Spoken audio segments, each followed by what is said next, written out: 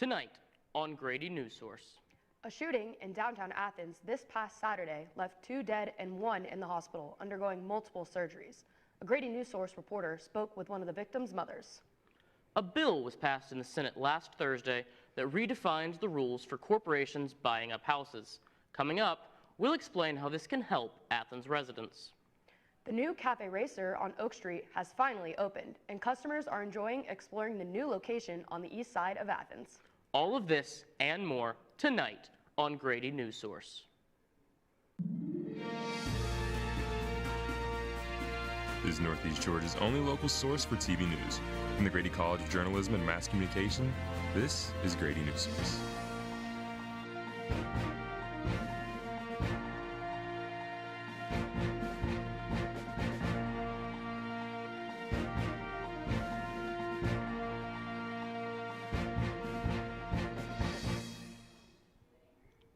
Welcome to Grady Newsource, your source for news in Northeast Georgia. I'm Shay Brown. And I'm Connor Joyce. 2 young men are dead and 1 is in the hospital after a triple shooting in downtown Athens early Saturday morning. Police have arrested a 22-year-old suspect in connection with the shooting. Grady Newsource reporter Brady Ladbush is live at the scene where the incident took place. Behind this fence, people are placing flowers and messages for the victims where the shooting took place. Landon Skinner remains in the hospital. We spoke to his mom about his condition and what their family is going through. You never think that something's going to happen like that, or you're not prepared for that. And for us, it's just been very devastating. Officers responded to a report of a shooting on North Jackson Street around 2:20 Saturday morning. 3 people were shot during the incident. 22-year-old Clayton Adams was pronounced dead on the scene, and 19-year-old Dylan Bentley was taken to the hospital, where he later died. Landon Skinner, the 3rd victim, remains in the hospital. While receiving care at Grady Memorial Hospital in Atlanta, Rose says that her son had multiple surgeries with more to come as he recovers. And they asked me for surgery. Could they go ahead and take Landon's eye out? They try to go in to repair. The eye is so damaged. They said there's nothing that they can do with that. The best thing that they feel is to go ahead and take the eye out to prevent infection. Doctors found the bullet, and instead of removing it, they are keeping it in place. We have now found that the bullet has moved to the brain. I know that sounds crazy. I know that sounds probably scary. The thing is, it's kind of cooled around per doctors, and it's like it stopped the bleeding. Rowe mentioned that the suspected shooter had been her son's best friend for 6 years. He's been my son's friend. He came to my wedding, baby showers, and knowing him, it hit so close to home that this boy was in my house. Police arrested the shooter on Saturday. He is now facing several felony charges, including malice murder, aggravated assault, and aggravated battery. Investigators have not released a motive. Athens-Clarke County Police say they cannot provide any additional information due to the ongoing investigation. This brings up a question about safety in Athens. Citizens expressed concerns following the shooting. But I am concerned because it just shows that, crime can happen anywhere, even near the courthouse, which is right down the street. There's a lot of police cars around here, so it can happen anywhere. So not unsafe, but I'm definitely a little concerned. This is an ongoing investigation. We will be following as new information comes out. Live from downtown Athens, I'm Brady Ladbush with Grady Newsource. Back to you, Connor and Shay. Thanks, Brady. 2 people are still at large after starting a fire in front of a home on Deer Creek Drive last week in Athens. In small tree. There were people inside the home at the time of the fire, but no one was harmed, and it was dealt with quickly by Athens Fire Department. Authorities are offering up to $10,000 for anyone with information regarding any individuals involved. An update to the story we brought you a few weeks ago. The city manager of Social Circle is taking further action to stop the planned ICE detention center. Allie Gruppenhoff joins us live from Social Circle. I'm downtown in the city of Social Circle, where officials placed a lock on the water meter for the planned ICE detention facility. Officials say they will not remove the lock until ICE explains what the plan is for supporting infrastructure. A few weeks ago, we spoke to Eric Taylor, city manager, who said his #1 goal was to stop the facility. Well, my #1 goal is to still keep it from happening. That priority has not changed from anybody on our city council. Taylor explained the small city has just over 5,000 residents and limited resources, which would be stretched to accommodate the facility. A statement from the city provided to us today reflects specific water and sewer concerns. We spoke to residents in the area about this new development. Their opinions are mixed. I ain't against it, you know, I don't care. I mean, I'm a little bit 50-50 because, like I said, everybody deserves to have water. Water should be free. And to put a lock on it, you know, that's kind of weird, but in order to keep it regulated and, like, you know, capacitated or however you want to go about it, you know, it's necessary. We'll be sure to keep you updated as the story develops. Reporting for Grady Newsource, I'm Allie Gruppenhoff. Thanks, Allie. Housing affordability is on the minds of residents throughout the region. Grady Newsource reporter Jack Little has more on how Athens is responding to these challenges. While luxury student housing units like this are popping up all over the city, affordable housing units are not coming up at the same rate. Athens Clark County Housing Coordinator Aiden Hishland says that access to budget-friendly housing is a concern the Athens government has been working to combat for quite some time. As housing gets more expensive, it's harder for people to stay in their houses. They might get evicted or something else happens. And so certainly that will, push people out of their homes, and, there's not a lot of other places to go. But with the help of the 21st Century Road to Housing bill currently moving through the U.S. Congress, construction of affordable rental units could increase for those in need. If signed into law, the Road to Housing bill would lower home prices for families. Until then, local nonprofits like Family Promise are trying to keep people in their homes. Last year, we helped about 120 families with rental assistance.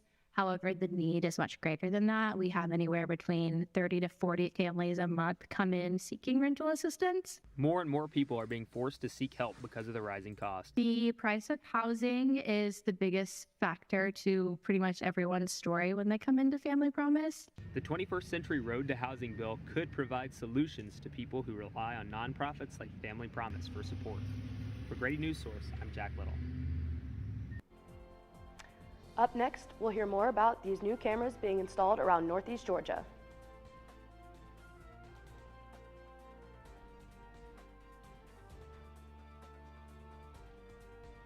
People do some pretty cool things in their 40s and 50s. Why should saving for retirement be any different? I mean, they go back to college, learn new instruments, start skateboarding. Okay, maybe that one's not for everybody, but saving for retirement is. With aceyourretirement.org, you can get on track with your retirement savings no matter your age. Just have a 3-minute chat with Avo, the friendly digital retirement coach from AARP. You'll get personalized recommendations based on your input that are easy to understand and work with your lifestyle. It's quick, easy, and free. Plus, it's sponsored by AARP, so you know they got your back. Gnarly move, Dad. Thanks, sweetie. So wherever you are in your retirement savings journey, head to aceyourretirement.org and start chatting with Avo today. That's aceyourretirement.org.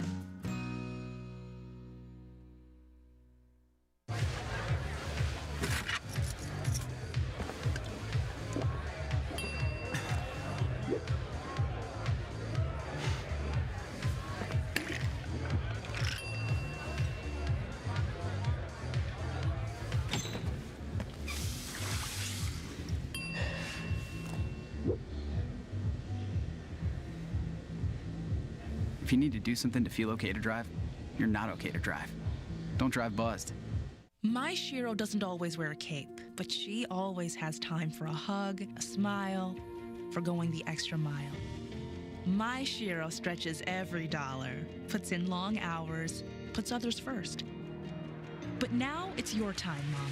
When you're ready to retire, we want you to be able to enjoy it. It's time to start saving now. A free 3-minute online chat can give you the personalized tips you need to start boosting your retirement savings today. Visit aceyourretirement.org. A 67-year-old Barrow County man has died after being struck by a train this past Monday shortly before noon. According to the sheriff's office, the train conductor saw the man lying on the tracks but was unable to stop in time. He was pronounced dead at the scene, and the situation remains under investigation.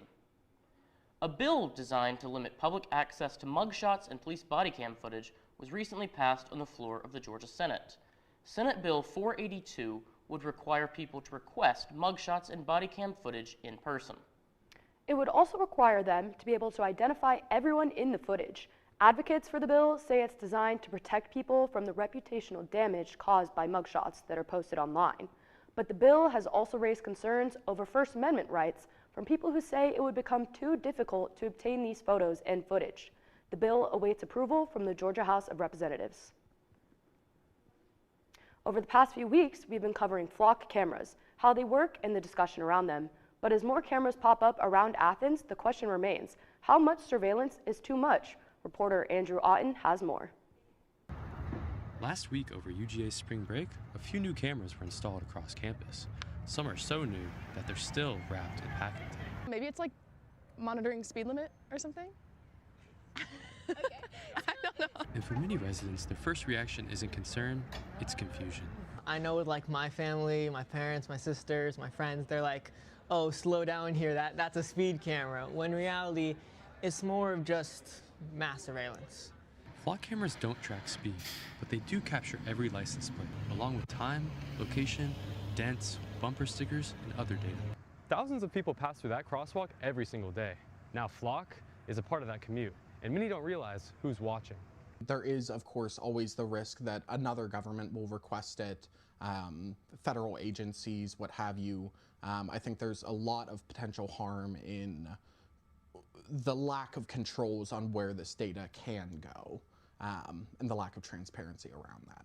A Washington University study found that 10 police departments in Washington state had shared data with U.S. Border Patrol without their knowledge, meaning there is another way for federal agencies to get access to this data. And the reliability of security on these systems that hold valuable data has also been questioned. A couple years ago, there was an attack on their Condor models, in which bad actors, like other hackers, were able to gain access to the camera, see like live video of it, and even control it to where they can zoom in and out, tilt it, to the point where they're able to look at a bystander's phone screen and see what they're scrolling on. While these cameras have been credited in helping recent crimes, there is a growing concern of privacy infringement. I don't love the idea of like giving people more access to data that I didn't even like agree to in the first place. For Grady Newsource, I'm Andrew Otten. Coming up after the break, hear more about how UGA students forecast your weather.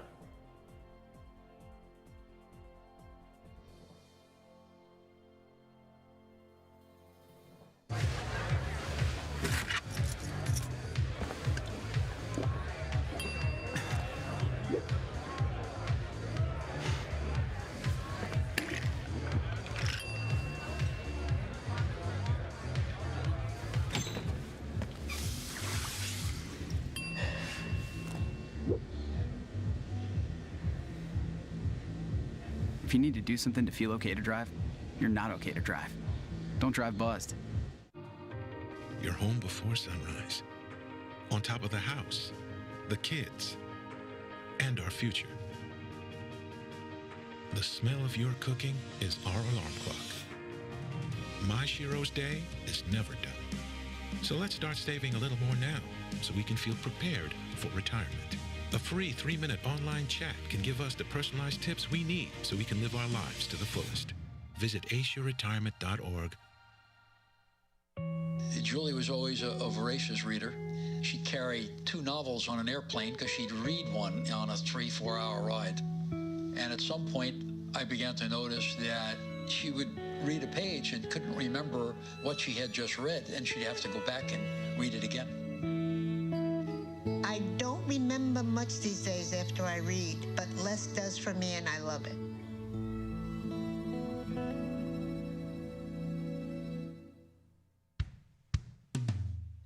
Hey world, I have a quick message. It's about safe driving. All right, let's go. Anytime you're driving, have the seatbelt buckled tight, both hands on the wheel and your phone out of sight. When not in your hand trying to text somebody back, because if you do, your car might get smacked. The moral of the story, just put your phone down. The people on the road will stay safe and sound. Put your phone down, put your phone down. People on the road will stay safe and sound. Yeah.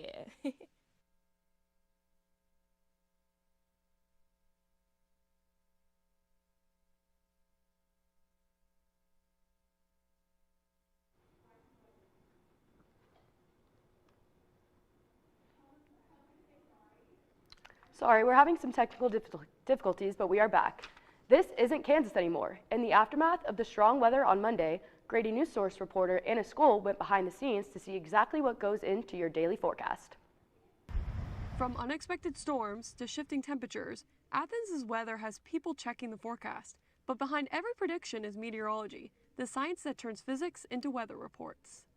I'm here at the UGA Weather Dog studio, where student meteorologist Miley Spears is giving us a behind-the-scenes look at the science behind your weather reports. If we're looking at the National Weather Service, they may not always be thinking about it like we are because we're location specific. The local focus doesn't stop in Athens. UGA Weather Dogs also monitors weather across North Georgia.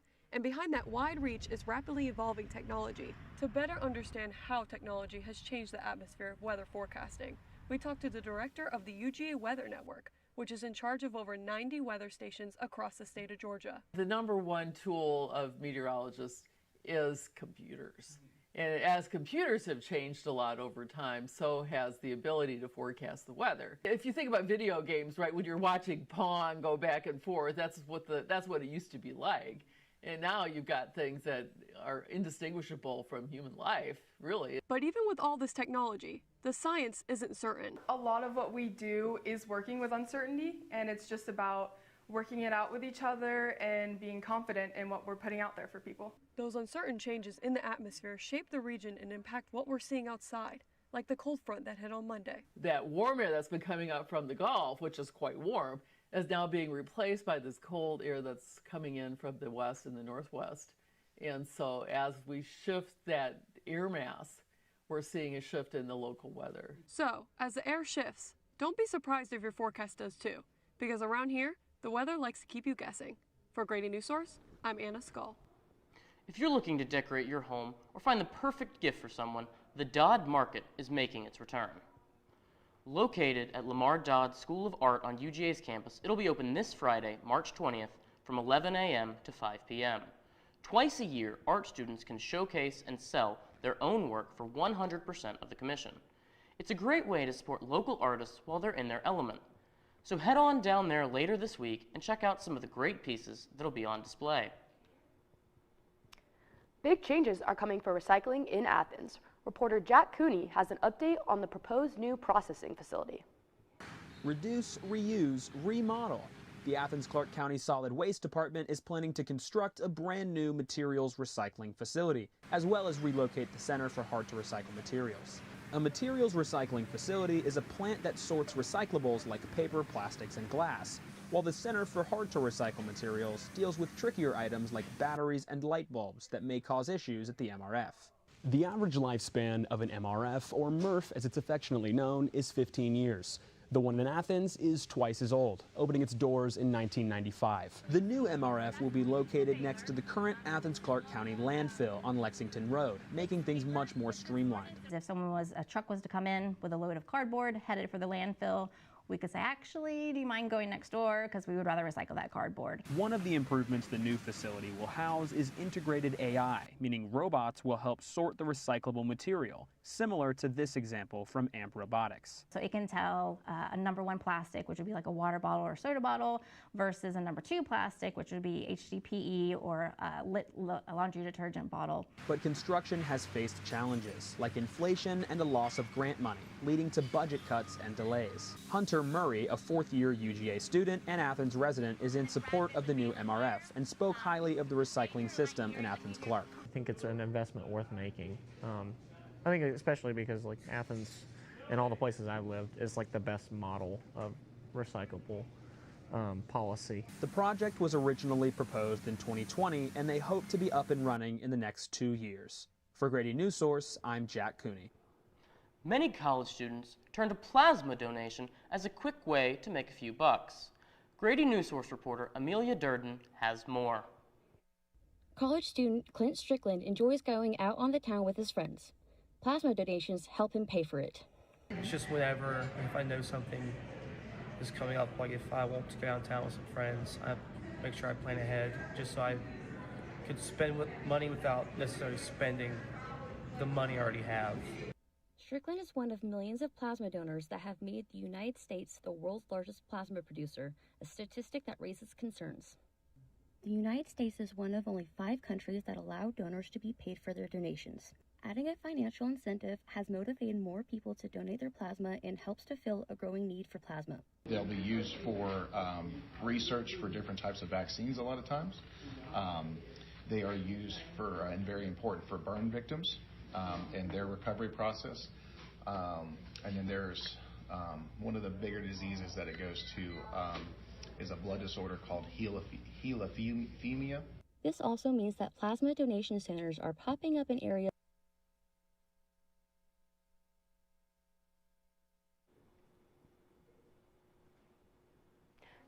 Coming up after the break, we'll hear about the local perspective on the Iran conflict.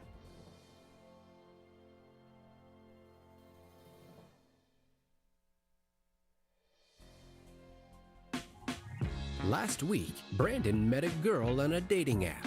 One day after work, he finally found the courage to ask her out. No answer. He started to panic. Was he being too pushy? Maybe it was too... Hey, sorry I didn't respond. I was driving. I would love to go on a date. How does tonight sound? Brandon tried to play it cool, but inside he knew. A girl so smart, so responsible. She must be a keeper. You know, a lot of people say, when you're going somewhere, you don't want to look back. But I beg to differ. For her to see her father celebrate his graduation, it's the best feeling in the world. I can't lie and say it was easy. But sometimes you just have to stop everything and take it in. I looked at everything in a different light. I realized it started with me going back and getting my high school diploma. Jordan knows he shouldn't eat this entire bowl of nachos, but tonight he's earned that right. Because a few hours ago, in the middle of happy hour, he recognized a sign. Not from the gods or a bolt of lightning, but from a double heart, a kissy face, and a fourth ha in ha ha ha. That's when Jordan knew he was buzzed. So when it was time to go, he got a ride home instead of driving. Be a legend like Jordan. Recognize your buzzed warning signs and get a ride home. Buzz driving is drunk driving. There is a road laid out for me. First night here, but Amy seems cool. Leading down to the river. I am blind, but I need not see. What do you think? I know this road is there for me. If I'm really free, take me down to the river and walk. Following the recent U.S. involvement against the Islamic regime, Iranians and Iranian Americans are feeling the impact from across the world. Reporter Victoria Garcia has a local perspective on those currently affected here in Athens. The ongoing conflicts between the U.S. and Israel with Iran have left Iranians and Iranian Americans deeply impacted, including here in Athens. We just need a normal life. We just need what you have right now, which is a secular democracy, freedom, liberty, all the good words. Iran's health ministry says at least 2,200 people have died in the conflict. Iran has the highest number of deaths at over 1,300. Iran is also facing an internet shutdown, contributing to the second longest blackout registered in the country since the first one occurring in June of 2025. As Iranians and Iranian Americans struggle to communicate with family and friends, fear and uncertainty is high about what happens next. Many of us see this as a no-return point. That's why we are being threatened by inside Iran. Our families are being threatened while we're raising our voice here. While U.S. intervention is seen as a way to spark a new regime change for Iran, others view it as an obstacle for democracy. The National Iranian American Council surveyed Iranian Americans on community views about the war and U.S. policy and found 48% in support of U.S. involvement and 49% in opposition of. The Supreme Leader now being gone, there was a sense of relief and joy, and that was maybe more momentary. But then it's also really complex of like, oh, well, now this country is getting bombed and people are getting killed. And so it's like this paradox of feelings. While members among the community question the future of Iran, many feel hopeful for freedom and democracy. I hope that one day we can all together sit in Iran, drink a Persian tea and have some cookies, and we can all invite you to our home country. Reporting for Grady Newsource, I'm Victoria Garcia. Thanks, Victoria. This weekend, University of Georgia Block and Bridle students will be hosting the 51st Great Southland Stampede Rodeo at the UGA Livestock Instructional Arena. The award-winning rodeo show will begin this Thursday and runs through Saturday. It features animals, bull riding competitions, and many other traditions. It's March Madness, and the season is upon us. UGA will have 2 teams competing in the NCAA tournament this weekend. Jack Little has a breakdown of the big weekend for Georgia basketball. Georgia's got 2 teams in the NCAA tournament this year. The men and the women will be playing this weekend in the first round of the Big Dance. Let's take a look at the men's bracket real quick. We've got Georgia taking on St. Louis at 9:45 on Thursday night. Howard won to advance to play against Michigan in the top half of that bracket. Mike White's Dogs are some of the most explosive guys on the team in the country. And, you know, these Dogs, they're playing against St. Louis. It's a tough team out of the A-10. Let's see if Georgia advances here.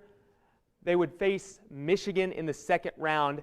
They'll be heading to the Sweet 16 after that with a victory. Those games will be in Chicago. Then on to the women's bracket. Right here, Georgia will play the winner of Arizona State and UVA, which is a first 4 game played in Iowa City. After that, you'll have Iowa and Fairleigh Dickinson. If the Dogs are to advance, they'll likely play against Iowa, a very strong team down there. And then a win would send them to the Sweet 16 in Sacramento, California. I will be there next week live from Sacramento. Thanks, Jack. Green was in vogue last night as countless Athenians participated in St. Patrick's Day. Irish-themed bars like Cutter's and Flanagan's saw strong attendance and featured themed drinks such as Lucky Leprechaun bombs, green beer, and some of the classics like an ice-cold Guinness. Downtown Athens bars were packed with people dressed in their St. Patrick's Day best to celebrate the holiday. That's all for tonight. Follow us on our socials at Grady Newsource. I'm Shay Brown. And I'm Connor Joyce. Good night.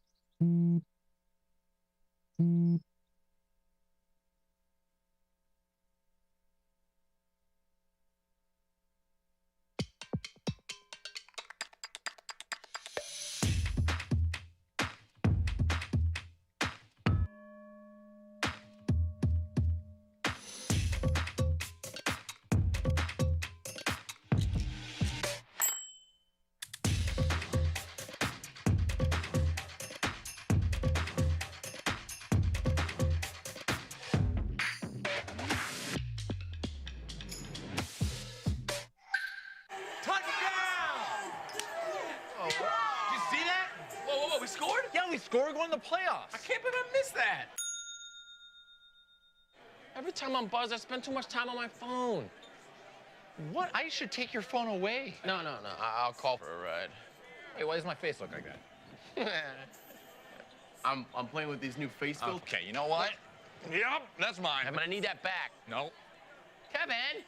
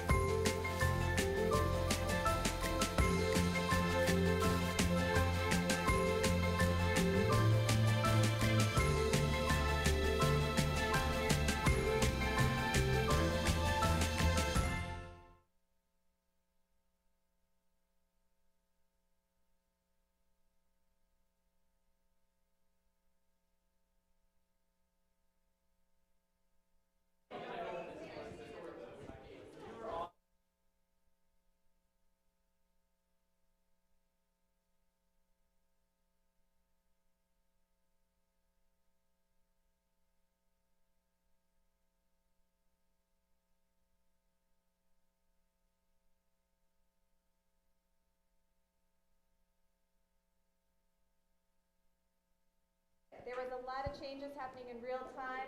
I will say there was some missing B-roll in a lot of places. There were things being floated, but there was a lot of stuff happening under pressure. This is TV. We did miss our live cue. That can't happen in real life. We took a little bit of a luxury today. So we had a few minutes after 5. If you have black air in real time, you will get fired, not to scare you.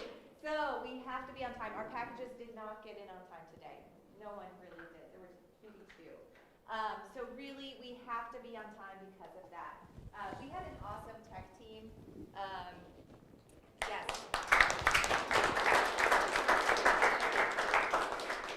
And yes. Come on in here. And we really, you all, the most important thing is you came through together. And you did it. We put on a show. And that's what matters. So you worked together and you did it. And that's what's most important. I know there's some disappointment in the room, but I want you to remember, it's television. We're going to be fine. It's going to be okay, But you all did great. You had amazing stories, amazing packages. Many of you were turning them by yourself. We had some sickness this week. People had to it's unexpected. So we lost some, packages that we were expecting, and that's okay too. That's going to happen. But you guys came together and you worked together, and that's what this ball is all about. It's about the teamwork and pulling it off, and you did that. So I'm really proud of you.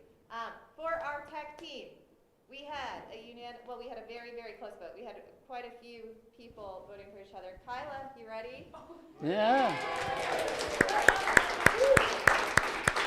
Kyla, thank you so much. Kyla's here. Everyone is a volunteer from this tech team. Kyla's here every week, and she is awesome. I said, Kyla, what can I get you guys? And she's like, I don't know. I was thinking Maserati or something, and she's like, maybe a few snacks. So I brought in lame Ritz crackers and Oreos, but just so kind of you guys to do this every week, and we just appreciate you and all volunteer staff. So thank you. So it was a big vote. There were a lot of people. It's really hard to put on the show. You guys are doing these roles for the first time. Game ball this week, Eli.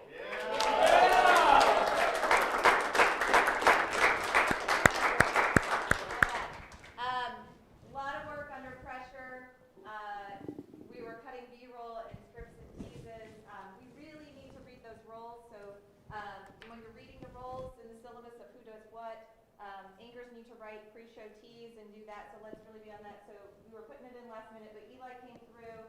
Parker, thank you for assisting in the control room as well. We had a last name of Cade. Cade was on the list as well for many votes. So Cade was our assignment editor, but it shows behind the scenes there's so much work that needs to be done. Honorable mentions, I'm going to say Victoria and Amelia. Honorable mentions, Grady Live. There were some great honorable mentions. Jack Little did 3 pieces. Yeah. It almost became the Jack Little show. So we really appreciate that, and great job with all of it. So I haven't been talking to microphone. But we have a very special guest here. So I have been talking too long, but we have Professor Chris Shumway. Professor Chris Shumway has been with us from the beginning, hasn't he, folks? What do we say to Professor Chris Shumway? Get out of here. No, he has been with us. I just want everyone to know, everyone watching this live stream. So from the beginning, we are getting out the cameras. Many of you are learning how to operate a camera. How many of you learned to operate a camera for the first time in this class, like a real full-scale camera? How many of you learned to edit for the first time in this class with Adobe, like true edit full packages? Yes, many of you are doing that too. Good. So a lot of you, how many of you had Professor Shumway in other classes? Just a few of you. So we are learning things at rapid speed in this class. You're doing it all for the first time, and I will say, it's amazing what you all can pull off, and it's amazing that we have incredible professors. Professor Shumway, is Dr. A still here? Dr. A, thank you so much. She's with us every week, so Dr. Bright also. But thank you so much, Professor Shumway, Sure. for all you do. He has a few notes for your show, so I'm going to let him take it away from here. Yeah, great. Thank you for having me. Thanks for the invite. Overall, I'm thrilled and very impressed. Just the fact that y'all didn't lose your cool. Like Victoria, when you were working on getting that thing done and the media cache isn't working and Premiere doesn't like the hard drive and all those little, you were calm and you just didn't look like you were flustered. I don't know how you do that. I'd be really cussing up a stream and doing all kinds of stuff, throwing things around the room, but good on you for keeping your cool on that. And you ended up getting the story out. And that was stuff that sometimes is just going to happen with all the hardware and software connections and all that. Let me just go down my notes, if that's okay. So the first thing I was noticing when the show opens, we've got 2 anchors. They looked really good, strong, open with authority. That's great. One thing that might help is look at your co-anchor. When they're talking, if you're still in the 2-shot, it's okay to look over at them, nod a bit, back to the camera. If you sort of end up locking onto the camera too much, the viewer is the camera, and they're wondering, why is he staring at me while she's talking? Or why is she staring at me while he's talking? So just get used to that, listen, okay, and then back to camera. It's okay to sort of break that plane a little bit. The first story was the live shot, right? There you are. What's your name again? Grady, yeah. Good job on the story. If you can, when you're doing the live shot, like remember how the stand-up looked in that package? You didn't have to look at your phone, did you? You just were like comfortable. You probably did a few takes. You got it right. When you do the live shot, give it that same sort of looser, conversational. You know, you've got the authority of the story you're presenting, but you can be relaxed. You don't have to look at your phone. Kind of put it in your head, if you will, and that helps you speak more directly to the viewer. Let's see, the photos of the men that were in the shooting would have been good to have their names over each one when we pop the photos up, because you might be saying it in the audio track, but just putting up the names so we know which of the 3 you're talking about. And how did you score the interview with the mom? Was that? Yeah, wow. Okay. That made the story, wasn't it? I mean, that whole thing, her talking about her son's condition and all, that was fantastic, the way you put that into the story. That was, again, amazing. What else do I have here? The next one, I think we went to Social Circle. Was that the proposed facility, right? I think Allison's probably still there, right, on her way back? Yeah, so I think it might have helped. I don't remember if I saw it. Was there a map as you were leading into her live shot to show Athens and then Social Circle, the kind of relationship?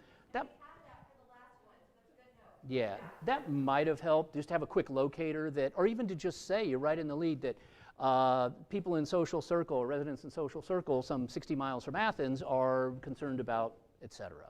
So just again to sort of reorient the local viewer to, oh yeah, Social Circle there is in which county, and a map would help with that. Let's see. The sound bites from the locals, I wasn't really sure if they really knew what that facility was going to be doing. It sounded like they were commenting on the water being cut off from some place that people lived in at the time. Kind of didn't really sound like, so sometimes you interview just people on the street in a town, and if they're not really as informed and they're not really have anything to add to it, interview somebody else or don't use that sound bite. I know Allison's not here, but maybe you can relay that message, because it just didn't feel like it added to the story. Oh, are you? Oh, hello. So is she listening in? Oh, okay, great. Yeah, I would have just maybe interview more people, because you're looking for people that have kind of been at least following the situation. Just didn't sound like those 2 women were kind of as clued into what was happening. Housing story. Who was the housing story? Oh, was that Jack also? That audio fix worked, didn't it? Yeah, so he had one of his interviews, am I allowed to say? Or should we just pretend it was all magically recorded perfectly? Yeah, it was perfect. Okay, nothing else to say. Yeah. So you had one of the interview sources, I think everything was mic'd right? But then they had the second source in the story, and I think for whatever reason, you had the mic on her, but the camera mic, or the camera was recording the audio, not the lav mic. So we kind of went into Premiere and we played with the little enhanced audio plug-in, and it did seem to pull that her voice up to the forefront. So it made it work a little bit. And then you were able to also, I emphasize, I was kind of looking over his shoulder, watch that audio meter in Premiere and open it up where you can see all the decibel levels on the grid. so that you watch those peaks and valleys. And so you were able to, kind of on a fast deadline, readjust the volume so that all the sound bites played at about the same decibel level and the voiceover. So that really helped your audio mix and just took a couple of extra minutes. But take the time to, if you get something that comes in from the field and it's just not quite right, try to use one of those little tools. If you add that little audio time into your post-production. Yeah, that was a really, really strong story. Nice interview shots, big improvement in the audio mix. And now I think we're taking a break to go into the B block. Okay, so in the B block, we had the package of the downtown cameras, right? Whose was that one, the flock cameras? Was that? Yeah, you got, Andrew. That looked really good. That looked, one of the things I did note on here, the shooting was really terrific. Your audio mix was really good. I loved how you used the alternating angles on your sources. So first person pops up in a sound bite. I think she was facing maybe camera right. And then the next person is facing left. Do y'all make it a habit to do that when you shoot interviews with multiple people for a story? If the first time you shoot somebody, the look room is on that side, shoot the next person looking slightly the other way so that you have that back and forth and we don't see everybody going in the same direction in the frame. So that was good thinking. Let's see. Oh, the weather package. Oh, that's near and dear to my heart. Y'all did a good job on that. Yeah, I think it was really good. It's tough to, I don't know if, y'all have a lot of talking in the control room. I was trying to listen to the stories while watching everything and sort of not trying to get too involved in the chaos of the control. But from what I could hear and see, it looked and sounded good. You had the student meteorologist, Professor Knox, some shots of them preparing their weathercast. So it's a really cool program that they have in atmospheric science. And I think you did a nice job talking about, you know, these sudden changes. Spring is a season of that, you know, so you can go from winter weather like we're having now back to 80-degree weather, and to talk about those fluctuations and how the students are building their forecast for a real kind of micro-local audience in Athens, whereas the official forecasts come from the National Weather Service, which has to cover a huge chunk of North Georgia. They're located in Peachtree City. And so they do an amazing job, but to have that team of students working right here to give us a more customized Northeast Georgia, Athens forecast, that was really nice to highlight them. Thought that was well done. And again, I would say overall I'm impressed. There was no strange like audio glitch or weird looking B-roll shot in any of the stories that I saw. I think on balance, it was a pretty smoothly produced, all those field packages. Yeah, absolutely. Because I know, who was in the audio booth? Oh, you're probably still in there working my mic right now, and I hope I'm not. But if I can sneak over to give a shout out to your audio person, you know if they have audio coming in one package and it's peaking at -3 and the next one's peaking down at -20, they shouldn't have to ride the gain like that. Yeah, and it didn't appear that she had to. Let's see, weather package stand up. Oh yeah, the stand up audio in the weather package. Did you have the mic on? Okay, I think that it sounded like it came through the camera mic rather than the, not sure. That's something to double check. Then we have recycling package, right? That looked really good. I love that B-roll you had in the recycling plant. That was nice. And I liked how you talked about how there were some slowdowns and delays in construction and just all that they're trying to work through to get that new system implemented. That was good, well informed. It looked good. The B-roll, the graphic, the stand-up. The graphic might have had a little bit too much in it when it popped up. But I think, you also credited the animation. That was good. Because I was waiting for a little text on there, but I think you voiced it in your track. Yeah, that was good. So that helped a lot. Let's see, the plasma story. Oh, I know, who did the plasma story? Yeah, good, well done. I would, when you're writing those leads for the anchor, do you guys, they're writing their own intros, right, for your packages, for the anchor to read. If you can avoid saying has more, your name has more, tell us something a little more specific that's gonna cue us to the angle of that story. Is it Amelia? As Amelia Durden reports, the blah, blah, blah, blah, so that gives us a little bit more of a, then instead of just saying, people say this, or have more, or share more specific. Let's see. Was that the one that had the soundbite where we just saw a building? Was that in the plasma story? I was writing furiously while I was trying to watch and listen. Okay, because I saw a person's name pop up, and then I just saw the building. Was that in that plasma story? Yes. Yeah. Yeah, that would. I want to see the person that you interviewed instead of just holding on that building shot the whole time. Yeah. It was a medical center, and I wasn't allowed to film inside because of HIPAA. Okay. Ooh, yeah, I would have figured out some other way to do that. Either put like an audio waveform, sound wave on the screen, or mention in your voice track that we could only interview via audio hookup or something like that. Because it just is weird to see a lower third of a person's title, and then to just look at a building while we're hearing their audio. So there might have been another way with a graphic or something. Put a photograph of the person on or something with some sort of title over it. So I was just worried where he went. The Iran story that you got on there, good. I think maybe just having a little extra B-roll of the people you interviewed would have helped, because it sat on that one long talking head shot of the woman on the couch, and while your voice was going, we could see her mouth moving, and it can sound like to a viewer that you're talking over her, that you're not letting her talk. And you did lay in the soundbite, but it was like a long build-up to that where we just saw her face. If you could have shot an OTS and a reverse OTS, it'd give you something to break that up as you lead into the soundbite. So that's one little tip, just to think about in your production when you go out in the field. Shoot a reverse OTS and an OTS for everybody you sit down with to interview. Take an extra second. I think you can also call that a war. I don't think you have to say the involvement with Iran. It's a war. People are being bombed. It's a war. The administration calls it a war multiple times. So you can write that in the script instead of saying the involvement between the U.S. and Iran. It is a war. Yeah. We went through this, and I said the same thing. It's a war. Can you explain how you came to, both of you, I don't know who was talking to Dr. Bright and me and Dr. Osman too, but the AP actually went back and forth on this, and then they made a whole section on why it was the war.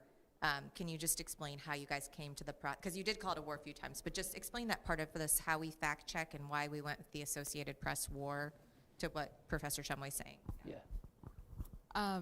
Because we wrote an article with this as well, so I wanted Yeah. to make sure that we were, having the correct wording so we didn't get in trouble by any means.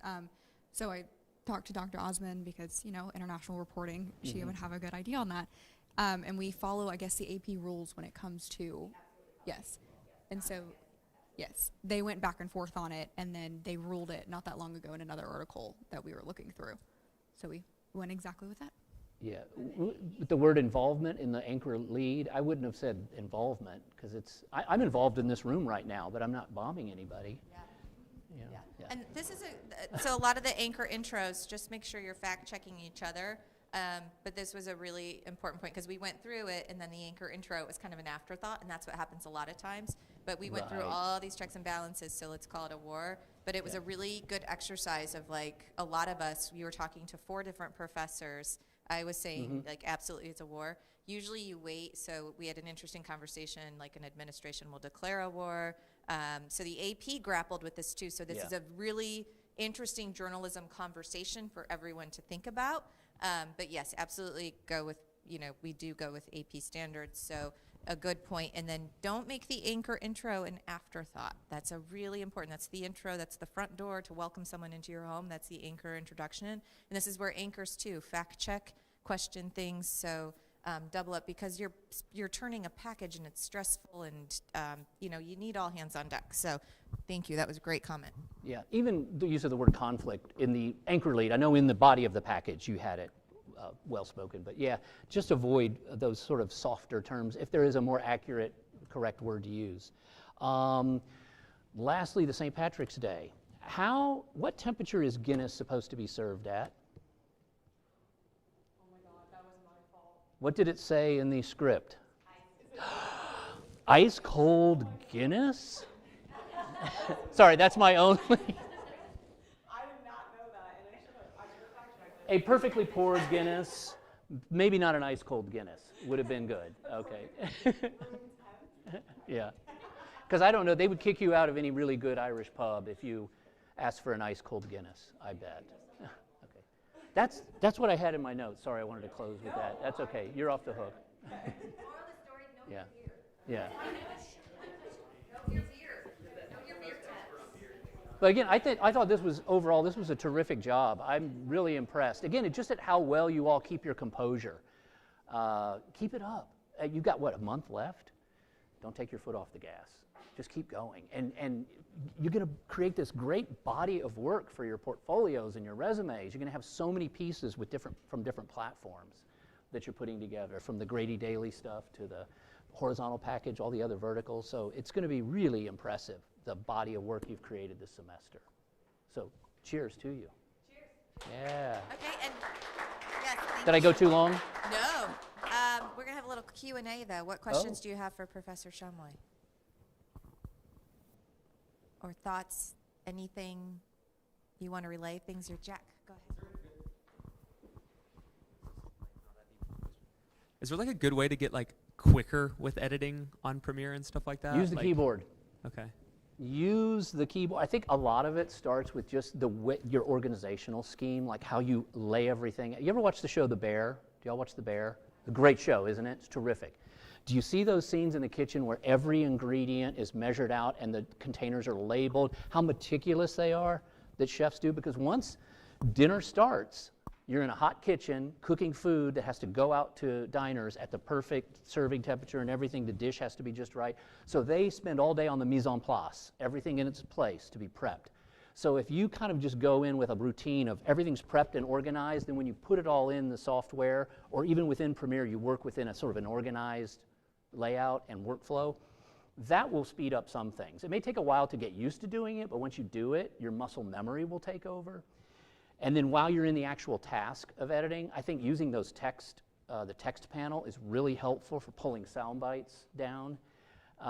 And as much as you can kind of learn a few, kind of give yourself a plan of like, learn 1 or 2 new keyboard shortcuts each week. So it might be just the I and the O to mark in and out, or the JKL keys to play and shuttle left and right, or a couple of other things. So you can kind of work that in, and you'll find that it's faster to do a couple of mark a clip, put it in the timeline with a click, than it is to a trackpad. Because you're mostly editing on laptops, right? Which are really tough to edit, especially on deadlines, because those trackpads are very unforgiving, and it's easier to pop a key. Yeah, I think that's one tip I'd give you. Yeah, and just keep doing it. Keep doing the reps. But like, say your story looked great, so just keep doing that. Yeah.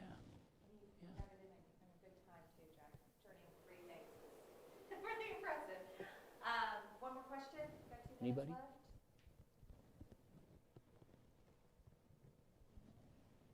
Any other thoughts? Go ahead, Jack.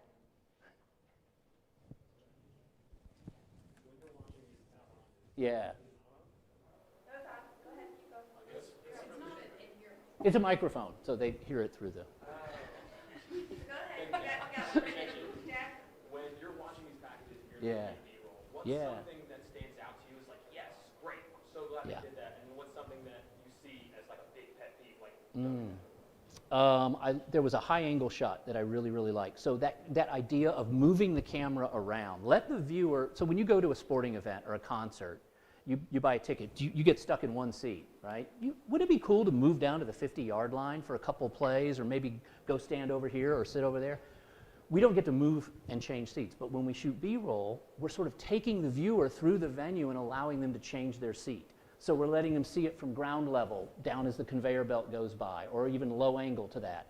We can show it from a high angle. So I think you had a nice mix of that kind of stuff. That variety in B-roll is good. Sounds like you had, I was listening to all the other noise in there, so I was trying to train my ear on your nat sound, and I feel like you had a nice little layer of nat sound even running concurrently with your voiceover. Always do that. If you show me a scene, even if you're using voiceover, I still want to hear some nat sound in that. Every now and then, let that nat sound pop in during a little bit of a break, or when you're cutting to a new scene. Let us hear about a couple of frames, maybe to a second of that splash of nat, then pull the volume down, lay in the next voiceover. But I think you had a good mix of that. So I look at nat sound or listen for it, the variety of shots.